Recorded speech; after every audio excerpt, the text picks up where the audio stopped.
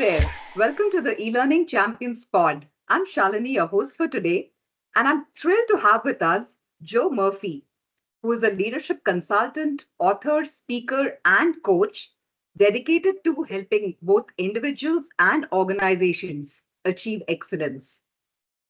Joe is the founder of the Leadership Academy, and he has delivered over 400 sessions, impacting more than 45,000 leaders worldwide, which is a fantastic record. A former senior executive in Fortune 50 and Fortune 1000 companies, Joe has successfully led business turnarounds, built high performing sales teams, and fostered client centric cultures. And Joe is the author of four influential books on leadership, growth mindset, and success. And he shares his practical strategies for professional and personal development. Um, Through his company, CrossX Current, he provides workshops, coaching, and keynote presentations, helping organizations align their leadership development with strategic business goals. And Joe is extremely results driven, and that makes him a very trusted advisor to companies looking to build strong, effective leaders at all levels. So, with that, a very warm welcome to you, Joe. We are thrilled to have you with us. Oh, thank you. I'm excited about the opportunity to talk to you and your audience and hopefully bring some information that's educational that they'll be able to use that's practical. Right. Looking forward. Well, today's spotlight is on negotiations, a core skill that every professional needs to thrive. But I'm going to frame this conversation in the context of L&D and in this age of AI. I think that is one skill that is irreplaceable. Uh, so I'd like to hear your thoughts, Joe, on why this is such a critical skill for L&D professionals. Well, thank you for that question. That's actually a great question. Let me explain that we all negotiate. We negotiate our way through traffic every day to get to the office. We negotiate in the grocery store when we get in line. We Right. negotiate with our spouses and loved ones. And especially, we've got to remember who the best negotiators are. Do you know who the best negotiators are? Children, Children. Yes. Do you know why they're the best negotiators? they don't take no for an answer, they don't give They up. don't take no for an answer. That's exactly right. Children are the best negotiators. Think about your children at home, or if you don't have children, maybe your Yeah, brothers or your sister's children, or how relentless they are. They don't absolutely. take no for an answer. They don't worry about their ego. They know, and they keep on going, and they ask what they want very clearly. They'll even bribe you. I'll be good. I'll be home. I'll study if I can get this. And if you give them the no, they'll go around you to another decision maker. If Absolutely. to the other spouse or to the Yes. other parent, to the father. Oh, what? And the father's smart enough now. What did mom say? Yeah. So we're all negotiating. Even the father goes, "Who? What did mom say? I want to make sure what mom said, and I'm in alignment with her." So children Right. are the best negotiators. A lot to learn from children. Thank you. The idea of negotiating, though, I want to make sure everybody hears this because when we think of negotiating, we think of tough people in an office who might be in a suit and tie and they're Right. pounding the desk. They look very demanding, but the best negotiators are not that way. The best negotiators, and I had to ask this question a while back. Do I want to negotiate with somebody who's very skilled or somebody not skilled? And my answer was very fast. I always want to go with a skilled negotiator. And why Okay. is that? Yes, Yeah, that's because they're not surprising. emotional, they're Right. detached. And Right. the best negotiators who are skilled seek win win opportunities. In other words, they want to know what you need, but they want to Right. get their needs met. And you think about that, they're trying to get what you want done Right. without sacrificing what they need done and bring it together to in what we call a compromise. Right. If you think about the simplest of all transactions, it might be buying a car, even though it's a very steep price. We go in there wanting a certain style, a certain price. We want to make sure it's delivered, to be able to be available. And the person has the car or tries to find that matching car that you want. And so people come together to compromise. Now, what a lot of people don't do is understand that negotiating is a game. It's fun. It's not life and death. And I'm going to get into that later. But we all negotiate. Negotiation's not something to frown upon. It's not something to think that you can't learn. And it's not something to look at as a win-lose proposition. Because when we look at a win-lose proposition, we're starting in a defensive posture. Right. And I'll give you some techniques and some skills throughout this that'll help you prepare for whatever you're negotiating for, whether it's negotiating to get into the bathroom or it's negotiating to get into the boardroom. Right. Wow. That's so neatly put, Joe.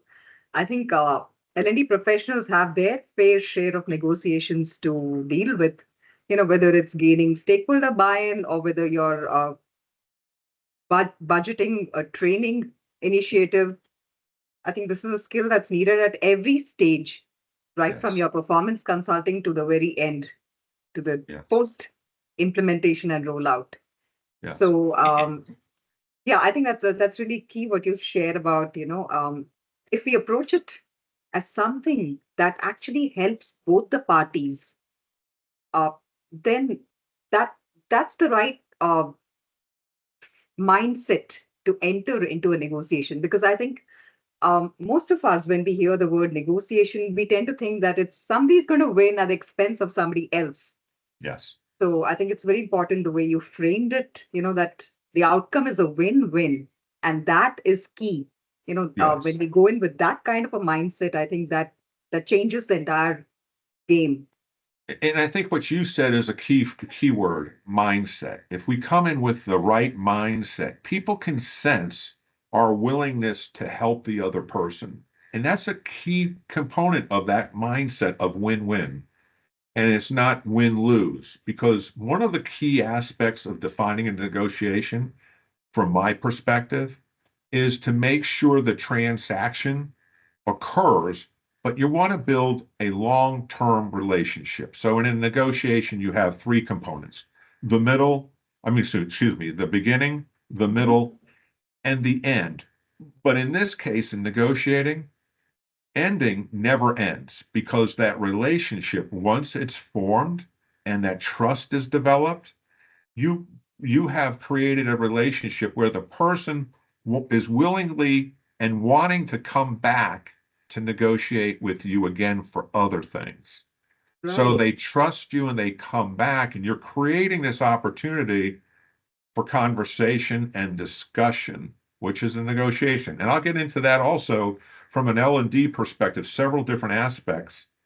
But one is also negotiating with your manager and understanding what he or she wants in terms of your performance as an employee and also as a manager, what you need from your people and what your people need from you. Does that make Right. sense? Does that Yes, make sense? yes. Yes. Of course, of course. Yeah, it's coming Mm. from an understanding of I need something to get done. I need to also help you accomplish what you need. And so, from a manager perspective, and this is a conversation I had yesterday with somebody, they said, well, don't you think you should be here as a manager to tell your people what to do? Well, that's a 1970s, 1980s type of mentality. What Right. I try to do when I try to teach in my leadership development classes, my leadership academy, is find out what the other person needs and wants from you Mhm. in terms of growth and skills. And I don't want to say sell them on the concept, but sell them on the concept that there's an opportunity for you to grow, but I need for you to complete this by this certain date. Can you do that? And so that becomes the terms of the negotiation. If you're too busy, let me look what's on your plate or on your to-do list. and I'll help you rearrange these things to help me get this done. That's a negotiation. We don't think of that as a negotiation. We think of that as a discussion. But even that, as simple as it sounds, is Right. negotiating. Does that make, and that can help, I think, frame things for your people. Right. Wow, that's a completely new angle to looking at negotiations. It's more of an enabling process from what you Yes. just shared, where And that's a great word. I love that word, enabling. It allows people to develop and enables people to see that opportunity that I can help my manager, and the manager, I can help my staff. And right. that's the critical aspect to it. Yeah, I really like what you shared, Joe, about, the end of the negotiation should be a continuation of your relationship. Because I think if you won a negotiation but lost a relationship, well, that's not really winning at the negotiation. That's right.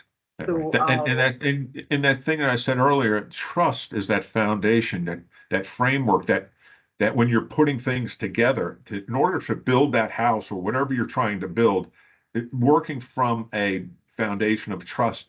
And you want to once you've created that negotiation and you both are happy or both are achieved win-win, that foundation of trust is carried forward. It's why I used to be in the consulting business, and I used to do IT consulting. mhm, And one of the things that I would do was I'd find out what the stakeholders needed in terms of business results. And then right, I would translate that IT, that technology to get them what they needed. But once we started getting them what they needed in terms of business results, and I call it measurable business results, and that's another story about Gartner. They took our term and measurable business results years ago. But measurable. What happens is because you are able to deliver, they'll come back to you for repeat business, right, and you create that solid foundation of recurring revenue that every company needs, whether you're an IT services firm, consulting firm, or even a laundry doing people's laundry. Once you've built that, established that trust, people right, will come back to you over and over again because you maybe not haven't negotiated so much in terms of the laundry, but you have because you folded it the way they wanted to, you pressed the shirts the way they wanted to, you right, took the time to understand their wins or their needs, and you delivered it. And then you can choose your price point because it's too hard for somebody to go negotiate with somebody else again. right. Because they've already invested so much in the process of the negotiation, and they can see it's heading towards a win-win, I suppose. And Shalini, one of the critical things you just said, and this is so important, and you really hit it. When people invest time with you, that's part of that negotiation effort that people don't want to walk away from. Now, if they didn't invest any time with you, they'll see you as, well, I'm just going to go with cheapest price or who can deliver the most for this price.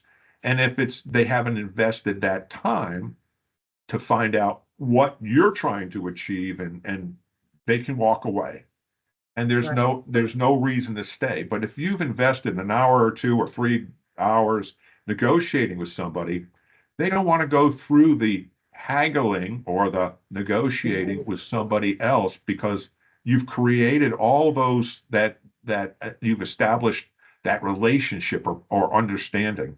And that's a key component that people don't consider the time invested. right.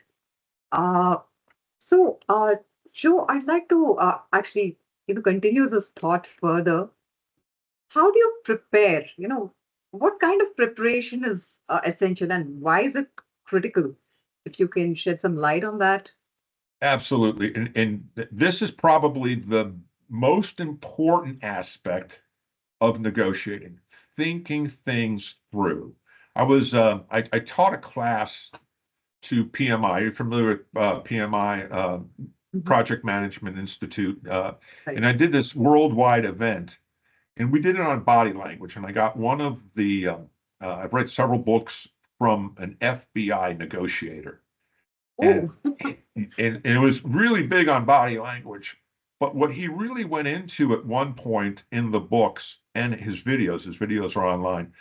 He said, what people don't do is prepare beforehand. And this preparation is critical. And I want you to think about this. This is to your audience. I want you to think about when you go into a negotiation, what do you want? What is it exactly you want? And that's number one. And you have to be clear about it. And I recommend, I've got notebooks. You have to write it down.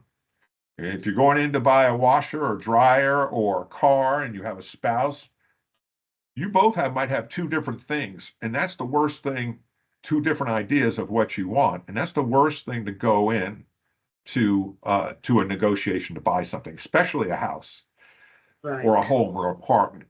So number one is know what you want, be clear about it, and you must write it down because you really don't know what you want until you write things down. I think the Right. second thing to look for or to identify, what is it that you're willing to concede? In other words, do you have something that they want? And write those things down. What is it they want? So you need to think through the perspective of the other person. They might be Right. trying to sell you something. They may be trying to, they may need something from you, but what is it you're willing to concede? Now, when I negotiate, I don't just look at price. I look at options. I look at availability. When is something going to be in the terms of the contract or the terms? Uh, if it's a services contract, the people that are going to be staffing it, what are their skill sets? Are they going to be 100% on the project? All these little things that we don't consider as negotiating items, but are important to the deal or to the end result, because the end result, what you want in terms of something is a business result in business, or if you're doing a transaction because you want to buy a car, you want a car. The second thing or third thing is to remember when you go in to have options. If you don't have options, in other words, another place to get it from, you're going to be stuck. In other Right. words, you're going to have this idea, this fear that if I don't get this, then I've lost. And the Right. other person can sense this fear or this need, and this is called desire. And it becomes this emotional aspect that if I don't get it, it can be traced to this feeling of I may die. And if I don't get it, Yeah. everything's lost. And this is Right. something you don't want to be thinking about. So you need to have options. So when I ever tell in my leadership classes, and I go through an entire 90 minutes, and these leadership classes are not what I call 90-minute sprints, because I find the people's attention after 90 minutes is gone. And what I show is clips of videos of leaders in action, different perspectives. And one leader was talking about this idea of going into a car dealership. Now, if you've done your research on the internet today, which wasn't available 20 years ago, you know what the price is, the warranty, all these things coming in that the other side knows know that you've done the research.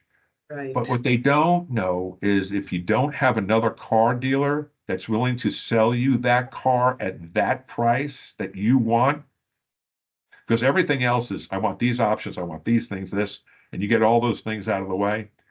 If you don't have a backup option, you're going to feel compelled to go with this dealer. I took my daughter who got in a car accident. She totaled the car. She wanted to get a BMW, a used BMW X3.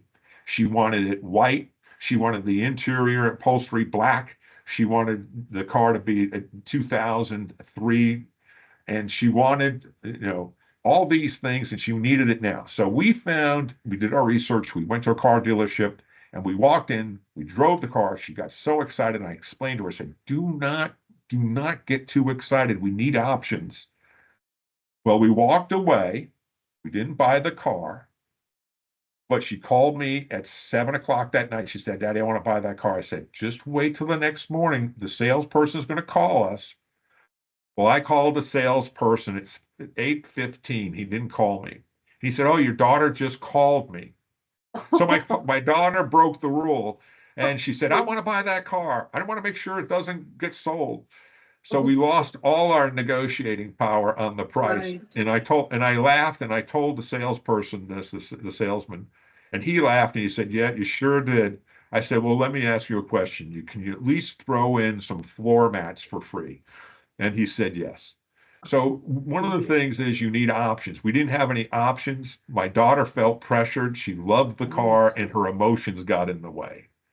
So Right. make sure you check your emotions, have options, and don't feel like this is the last best deal. Sometimes this deal is just the beginning of another deal and a better deal that might be in the future.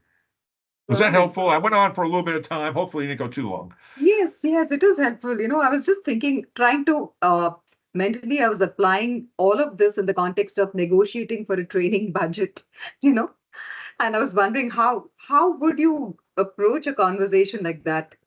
Because the business clearly needs what you're offering. At the same time, they may not have a budget to accommodate what you feel you need to do to create measurable impact and long-lasting results.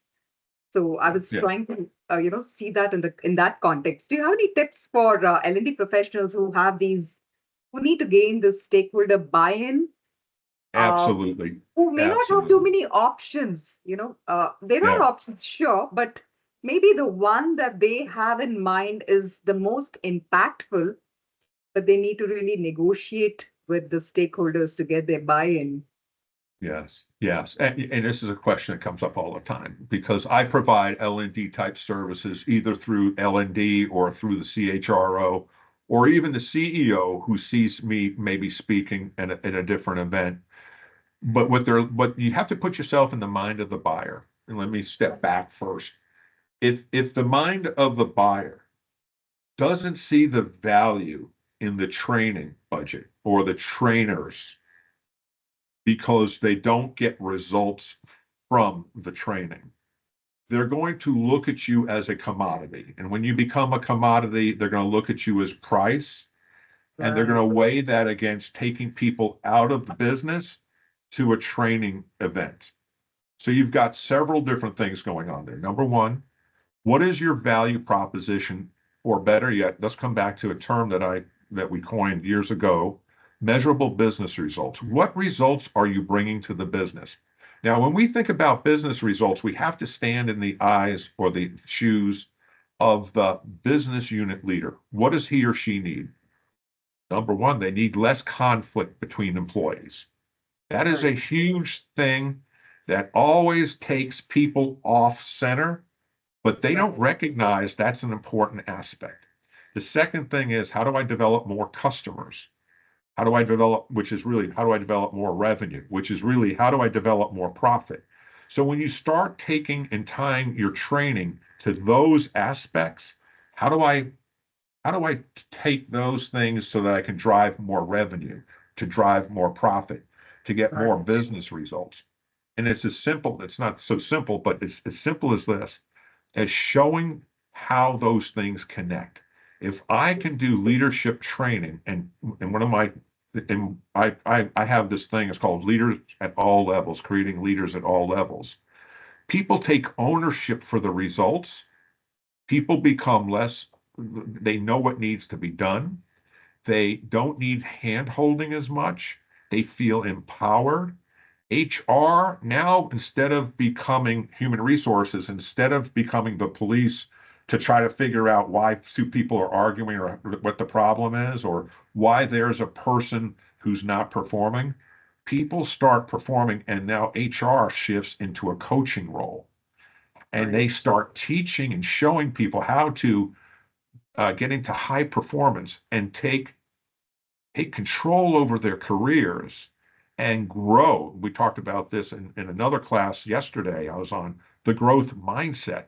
Having a growth mindset where you start to see the opportunities at work and using work, this is for you employees, using work as a vehicle to develop yourself while you're getting paid. It's like getting an MBA or a PhD, but the company, the organization's paying you to develop your skills and talents to such a Right. fine point that you're actually delivering more results. They're going to wind up paying you more, not immediately, but in the long run. And then people start getting excited. And then L&D takes this role from being just a trainer to now become a facilitator. Because I think trainers get stuck and they Right. don't look, they look at the material, but they don't look at the results that the material's supposed to deliver.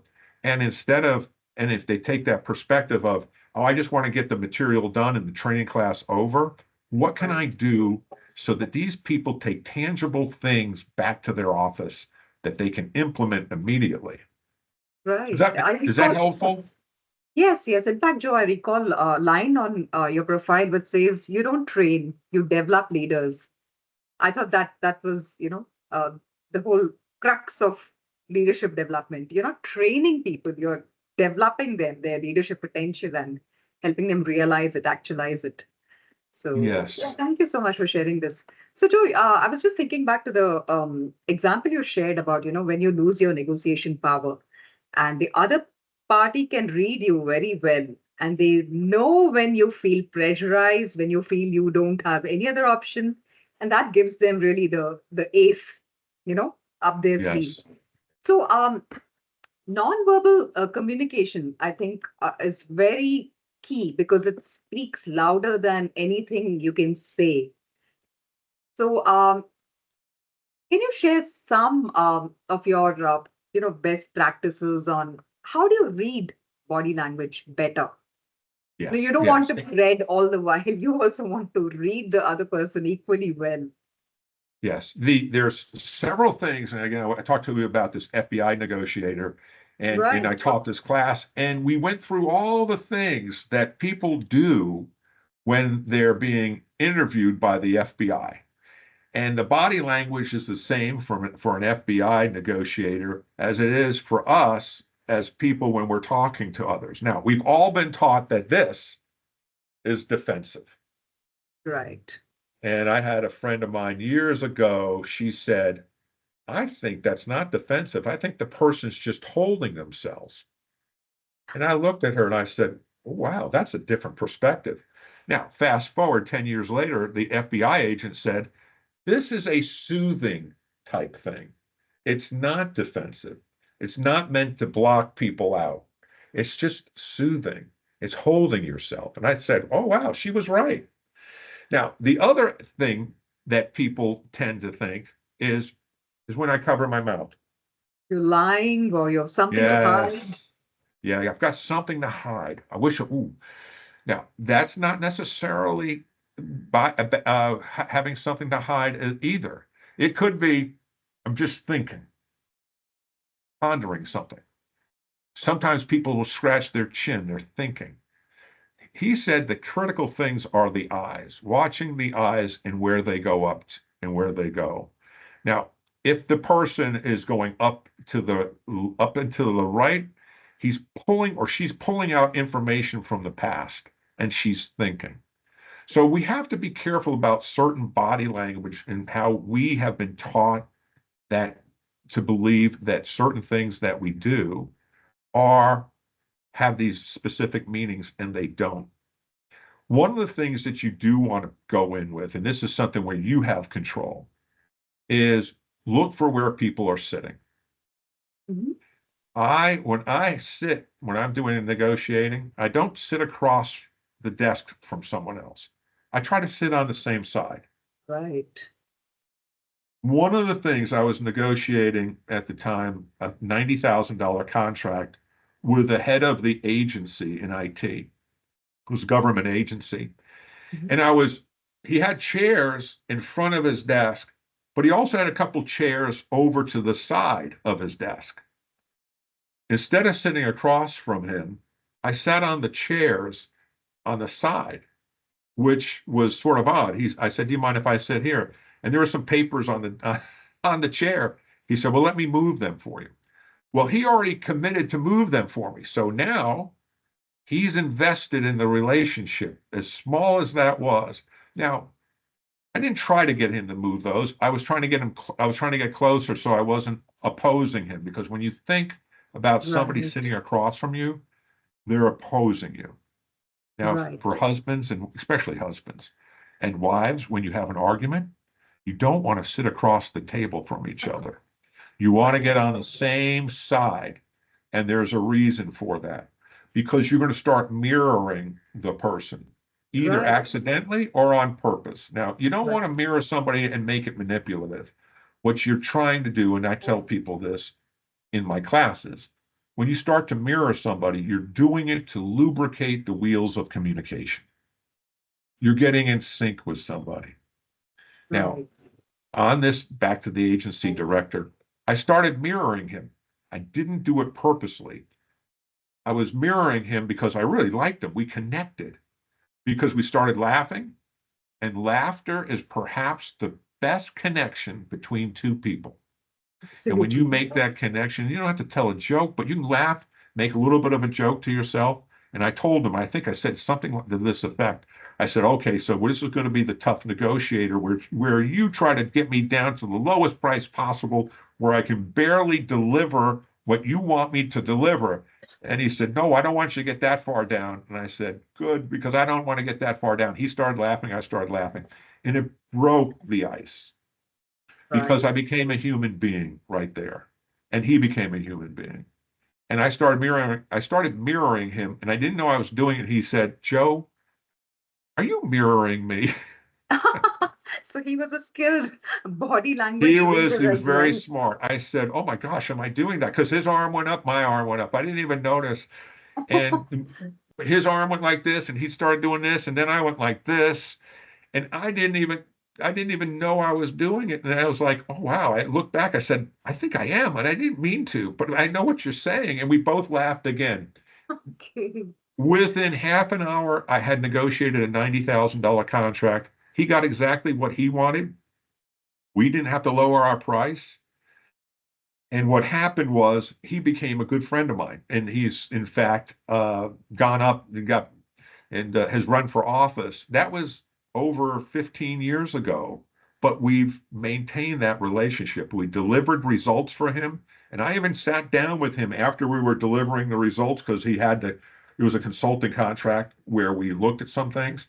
I told him, I said, look, here's how you're going to present this to your management because you don't want to be blamed for this because this is not your fault. He said, I've got to go deliver it. So I had developed such a relationship, a trusted advisor relationship with him.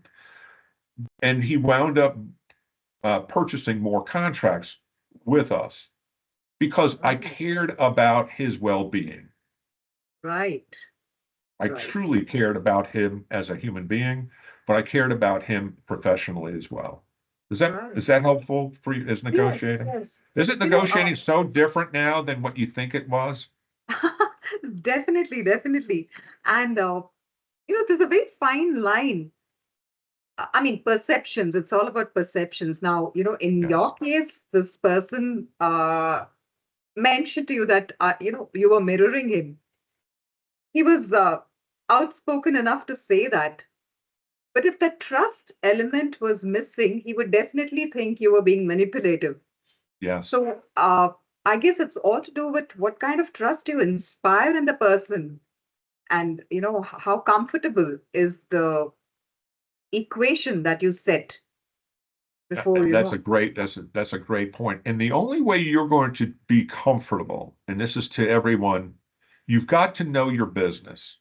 You've Right. truly got to know that you're here to help that person get what they want, and that your chief job is to protect that person, especially for me as a consultant, from doing anything that would damage themselves personally or their organization.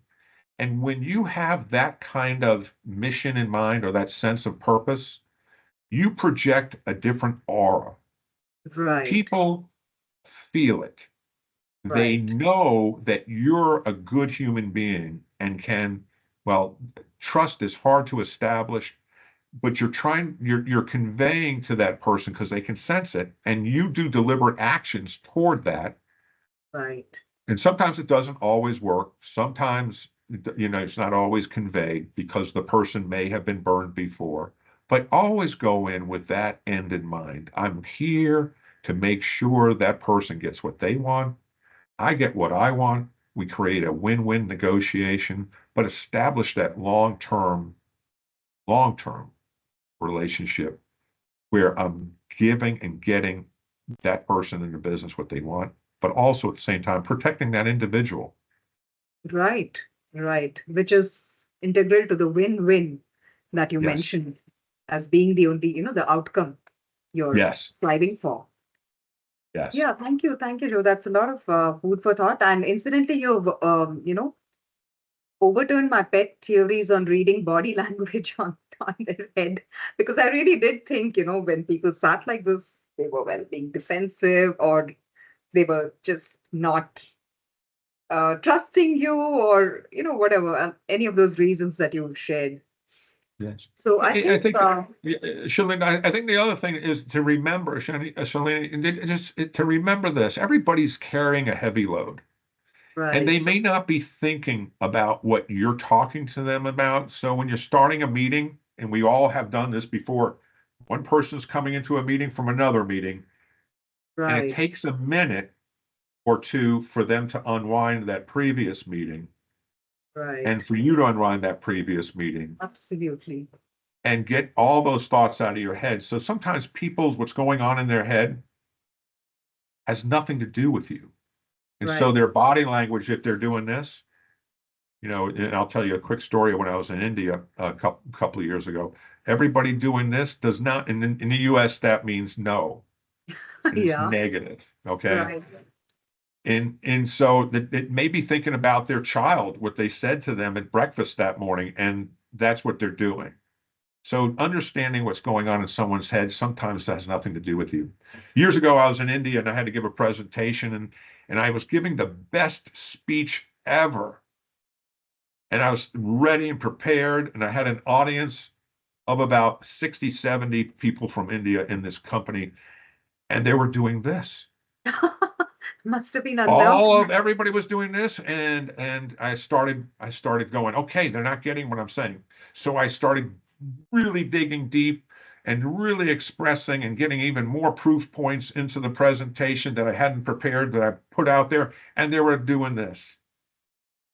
And I was going, wow, they do not like my speech at all. And I started talking to myself in a negative manner. And I said, okay, do I quit? Do I just stop the speech? Because everybody was shaking their head. And now you know what the story is here. But for an American, when we were done with the speech, I kept on going because I said, if you started the speech, you got to end it. And I ended it. The person who organized the speech came up from the back of the room. He said, that was a great speech. What a great speech. That was a great talk. Everybody enjoyed it. And I said, I don't think so. He said, why? He said, everybody was doing this. He said, oh, he started laughing. You're from America. He said, this means yes. And Yeah, for an American, I felt really not the smartest. So just beware of body language. Sometimes this means yes. It has nothing to do with you. So, right, remember what's in your heart. Go from there. right, right. Yeah, thanks, Joe. I think it's really important to keep these cultural nuances in mind when we enter into any kind of a discussion or conversation. Um, I was just thinking, you mentioned you shared a couple of these common perceptions about body language not being necessarily true. Now, uh, you know it, and now I also know it. But what if the person across doesn't know it? I guess you still have to be a little careful about not, showing that kind of body language which is perceived in a certain way by the majority. So Yes. I think that Yes. calls for a greater level of, let's say, self-awareness, reading the room, Self-awareness. and so on. So that puts the burden a little bit more on you. Yes. And I think that you bring up a great point. The idea of being self-aware, we know the emotional intelligence and the four quadrants of emotional intelligence in the last one, which weaves through the bottom two quadrants, is empathy. Empathy Right. plays a big role in negotiating. Understanding the other person and what they're trying to get done, that's part of that understanding of win-win and what they need, but also empathizing if they feel like they're over a barrel. When I mean, and that's a euphemistic term. That means they have no place else to Right. go. Right. Don't don't don't turn what we call in America, don't turn the screws on them and drive the price up and hold them Right. hostage. Remember, the ideal is to create a long-term relationship. I had a client years ago that needed something from me, and we were the only provider because they had our framework in place. We were the only provider, and we went out to lunch, and he said, all right, now we're going to negotiate. We sat at the table, and he said, I'm going to write down my price. We did sit across from each other, just so everybody knows. Um, he said, I'm going to write down my best price for what you have to offer. And he did. He took his napkin out and he wrote down his best price. He said, now I want you to write down your best price. And I wrote down my best price. Mhm. And we both were sitting there. He said, who's going to show the best price first? And he looked at me and said, I'm the customer. You're going to show me your price. So I showed him my price. I gave him my price that I could live with. It was a good price. We were making a profit. And he said, oh, wow, this is a better price than my price. I said, let me see your price. He said, no, I'm not going to show you my price. He said, no. I said, I want your price. Give me your price. He said, no, this is good. We'll take this as the contract. So building that kind of relationship. And remember, I said laughter, having fun, smiling, making that connection, that breaks down that wall, that defensiveness that Absolutely. we think we're going to get, you know, Right. we're going to lose. And again, it's a long-term relationship. Right, right. I like what you, in fact, my one of my questions was going to be around the role of empathy, Joe, because when one thinks negotiations, one thinks of hard-nosed, tough as nails, people meeting across the table and trying to drive a hard bargain. But when you talked about building trust, wanting the well-being of the other person, wanting a win for them as well, I think you can't do it without empathy. So thank you for mentioning that. You kind of answered my question. Good, good. Uh, so let me see what else. Well, let's So talk. actually, Can we talk about power? Power oh in yes, negotiating. yes. In fact, This one is of my something a lot very of people don't think about. right, So power in negotiating is starts with your first one of your key questions, being prepared. right, And when you know what that other person wants, that's a key element in power. And if you have the expertise in what the person wants, you start giving that person information that they didn't have. And that develops that connection again, back to the connection where you're working together for win-win and you establish yourself as an authority. Now, right, power also is when you're conveying to the person that you have a stake in this and you can walk away. In other words, power is also being able to walk away from a deal right, and because you've got other options. So options is power. And the last part of it is understanding time. We don't look at time as part of negotiating in many cases. Time means I need to get this done by a certain date. You don't know what the other party right, needs to get it done by their management or by the other person and what they're trying to achieve. But understanding what timing is and how much time they need to have that done by, that's a critical aspect to power. And by preparing, you start to understand that you have confidence that you can deliver what the other person wants better than anybody else. And that confidence conveys power. Now, it's a dynamic, and it's two opposing things. It's not arrogance, it's confidence you can do it, but you still care for the person. And it's this balancing act that you can do it. I care for you, but at the same time, I can walk away, but we'll still be friends. right, I'll walk away, but we can still be friends. It's not, it's not having an effect on you personally. And that's another form of power. Being able to detach your interests and don't see yourself caught up in the emotions of the negotiation. That's a power aspect. And I think the last one, we talked about this before, is time in terms of investment. The longer the person has spent with you to try to understand what you need and explain to you their issues and their challenges and what they need, the more time they've done that, they've invested in that relationship. Just like I told you about the agency head who lifted the paper off the chair so I can sit on the side rather than two chairs in front of him. He invested in the relationship. And as minor as that is, psychologically, he gave something. He did something for me, which we reciprocate. Naturally, we want to reciprocate back. Right. Yeah, that's a very critical component of this whole negotiation conversation. I like what you shared about power and, you know, bringing yourself in that frame of mind where you don't surrender all of it. You know that you can walk away Yes. while preserving the relationship. I think that's a very tricky, delicate uh, business, and all these insights that you shared really do give us a lot of food for thought. Yes. So what happens, Joe? Despite your best intentions, despite you wanting a win-win for both parties, despite reading the person, correctly and being transparent to the extent the situation allows, you still fail to strike that deal. How do you? Uh, can you salvage the situation in some way?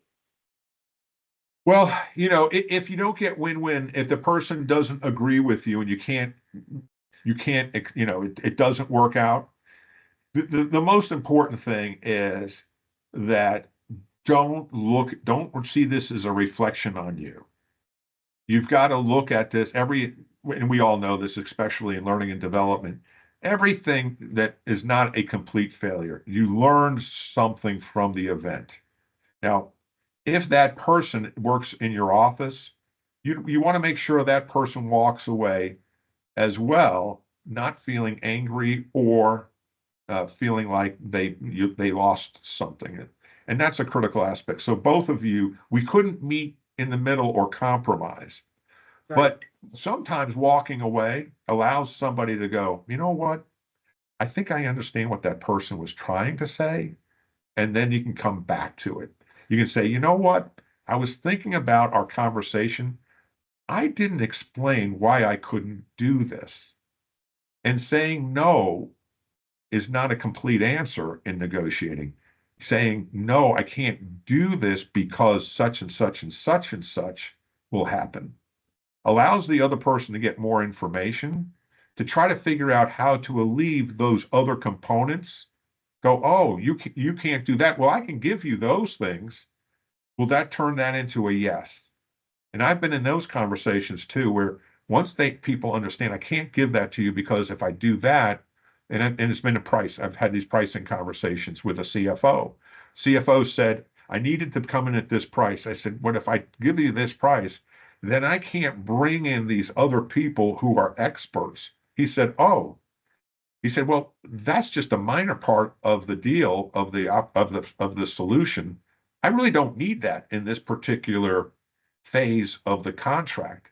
I can put that into phase two. I went, oh, Mhm. okay, so let's remove this. I thought that was a critical aspect of this. Right. And then that starts getting that understanding. And the more we understand and explain things as to why you can't do something on specific things, people go, oh, I didn't need that. I could do this in phase two, or I don't need this at all. Or, you know what? Maybe we can do this in a different way. And I've had that because when you start to create that synergy or that compromise or that trust, people start trying to figure out how to make it work. But if Right. you don't make it work, remember, there's always, as a friend of mine once said, another bus will come along. Yeah, that's a nice way of looking at it. So, Joe, what if I've heard of this concept BATNA. I'm not sure if I'm pronouncing BATNA. it correctly, BATNA. Yep, BATNA. So, Yes. which is something to do with, presenting some other alternative. So, what do what are your best practices, or can you explain this to our listeners? Years ago, years, I was very young years ago. We were all young ones, but I was younger. And I had to fly to another part of the country because the project that we had, the company I was working for, the project that we had was going sideways. It was not going well. And it was an important contract. It was a state police agency in the United States. And I flew out there with one of my technical engineers. And one of the things that I do, Shalini, is I read an hour to 2 hours every day in leadership, management, and negotiating, and some other topics. And I read Getting to Yes by Harvard Business School. And there's another book, Getting Past No. And if you're not familiar with Getting Past No, I think it's better than Getting to Yes. Getting Past No is a great book. Mhm. And I had taken notes, and again, I take notes in notebooks. And then on the plane trip, I was reviewing my notes from the book that I had read like 2 years ago. And I went through the notes, got there, and there was all these police officers around this long table. They had guns on their hips. And there was another gentleman who was being brought in from the university to be the negotiator. And I remember going through my notes, BATNA. What is my BATNA? What is my best alternative to a negotiated agreement? And which is my walk away. And that I can't do anything. And then what's going to happen after that if I can't get it negotiated? Well, I didn't really have a good BATNA because it meant that the client was going to fire us and we would get a bad reputation. Okay. So I was sort of strong in this position, but I had to find out what they needed because they also had the same problem as I did that I didn't know. They were not letting me know that they couldn't walk away either. But we sat around and we wound up going from, we're going to throw you out, 4 hours later, saying, all right, we're going to give you a second chance. And I said, I brought my best engineer. He's not going to leave until we get it done. And we took a break. The man in the suit from the university said, come over here for a minute. He was much older than I was. He said, where'd you learn to negotiate like that? I said, well, the truth is, I was reading my notes from this book called Getting Past No. He said, I knew it. He said, I knew it. He said, I teach that class in night school to business professionals. And he said, you did several things during the negotiations that got everybody back to yes. And I never saw anything because they were going to throw you out, but they didn't have an alternative. And you wound up creating the synergy and this trust, and they gave you one last chance. He said, that was amazing. And I took my notebook out of my briefcase. I said, here's my notes. So, this idea of BATNA is really important, that you need to know what is your last thing that doesn't work out, what's going to happen. Right. And sometimes people, if you're negotiating a contract, people might have to go on strike. Knowing what's going to happen doesn't lessen it, but it gives you the knowledge of what will happen so you can have other steps that you can do behind the scenes. Right. Yeah, thank you. Thank you, Joe. And I think we're at time, and it's been a very interesting conversation. A lot of us tend to approach a negotiation as a hostage situation, you know, and thank you for sharing all those insights about truly what it is to arrive at a win-win and what's the preparation that you need to do.